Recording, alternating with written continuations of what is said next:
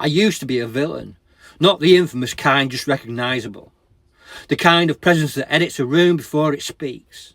A reputation that arrived ahead of me. A silence that knew my name. I was the warning smuggled into sentences. The safer synonym. The pause where honesty decided not to show up at all. And I learned earlier that pain has grammar and violence conjugates clean. That if you strike first, you never have to explain the tremor hiding beneath your bated breath. I endured the harm and wore it like an armour. I polished the dents and mistook the weights for strength. Called numbness, discipline called destruction, honesty because truth would have meant standing still with fear instead of letting it finish its thought.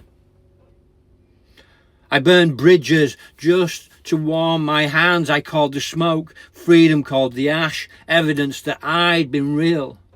I hurt people before they could say aloud what I'd already sentenced myself with. Malicious, spiteful, pernicious. And this isn't a plea. I earned the names I installed to damage myself. Nothing here was accidental, but here's the quieter truth.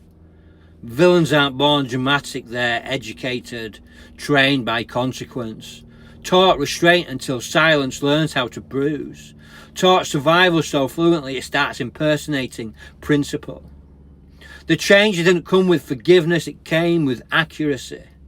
The moment I said I am the problem and didn't reach for context. No revelation, no sky splitting open, just a mirror and a man who stayed long enough to be measured honestly. And I'm not a hero now, by far, because heroes travel light and I carry responsibility in a backpack full of bricks. Apologies that don't demand entry. Behaviour that speaks without footnotes. I walk slower, speak with intent. Let silence exist without weaponising it. I used to be a villain, same grammar, different sentence. No but, no because. Just a full stop, placed carefully so whatever comes next has to be chosen, not excused.